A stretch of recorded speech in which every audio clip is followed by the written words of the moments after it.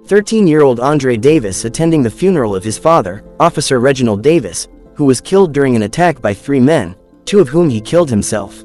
19 years later, Andre is a detective with a reputation for killing criminals who kill cops. He carries his father's legacy with him but also finds that to be stressful. He also frequently visits his mother, who is cared for by a nurse. Later that night, criminals Ray Jackson and Michael Trujillo go to steal 30 kilos of cocaine from a rival drug lord. When they get there, they are stunned to find 300 kilos. After taking 50, the 2 are found by cops. Ray opens fire and kills a few before the 2 make their getaway. A squad car rams into them, leading Ray to kill those cops. More show up, and Ray kills them too before they get away. Michael is mortified by this, and Ray makes it worse by running a red light, capturing their image on camera. Andre is brought to the crime scene with Deputy Chief Spencer, where Captain Matt McKenna of the 85th Precinct is there mourning the loss of his men and dreading breaking the news to their families. FBI agents Butchko and Duggan try to muscle their way into the case, which puts Andre on edge. McKenna brings in a narcotics detective named Frankie Burns to work with Andre. Knowing that the men behind the murders will be working quickly to get themselves out of the city, Andre requests that the agents contact the mayor to allow them to close off Manhattan until 5 a.m. to catch the killers. Ray and Michael meet with their employer Hawk, chastising him for not telling them exactly how much cocaine the other dealer was holding. Michael manages to convince Hawk to give them $1 million each for their troubles. The detectives track the license plate number of the criminal's car to an apartment. They accost the couple living there until it's made known that the woman, Lee, is the ex-girlfriend of the car's owner, Toriano Bush, who brought Ray and Michael in.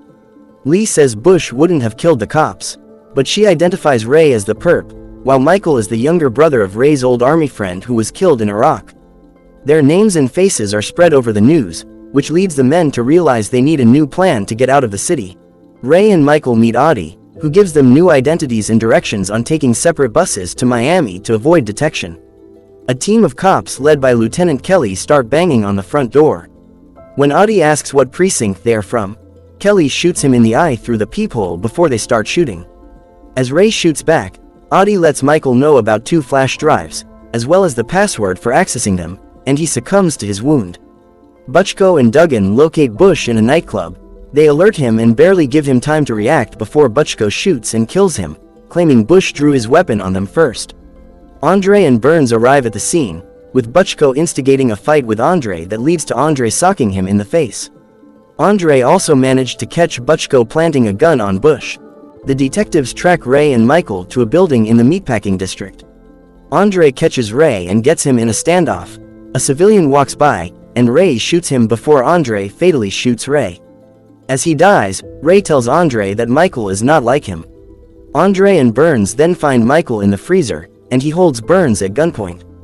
As Andre attempts to talk him down, Michael notes the suspicions involving the cops in the case, such as the deliberate omission of information regarding how much cocaine they were to steal, as well as how Kelly and his men just opened fire into Addie's apartment without a word. Michael lets Burns go by slips out. Burns scolds Andre for not shooting Michael when he got the chance. Michael sneaks into an apartment and forces a man at gunpoint to let him use the computer to access the flash drives. There, Michael discovers documents of everyone involved in the drug ring, including cops from the 85th Precinct. He starts to make his way out of the building until he is spotted.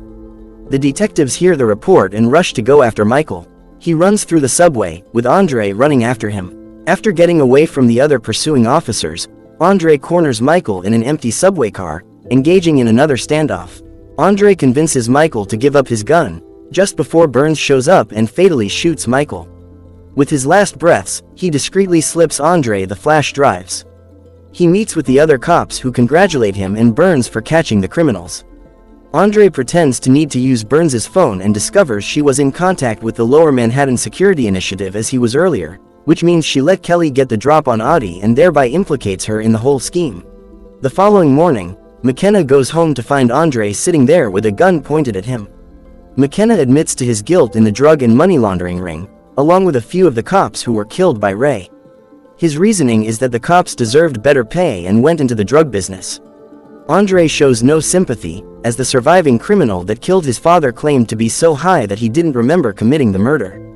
Moments later, Kelly, Butchko, and Duggan show up armed and ready to kill Andre. He kills Kelly through the window while taking out Butchko and Duggan in the house. Andre shoots McKenna and gives him a chance to surrender, but he fails and gets a headshot. Burns then shows up and aims her gun at Andre. He tells her that no matter what she does, he already copied the drives and exposed her and the other officers' culpability. He reminds her that if she kills him, she gets life in prison and her daughter will grow up without her. Burns tearfully surrenders, and Andre escorts her outside to get arrested as other cops arrive.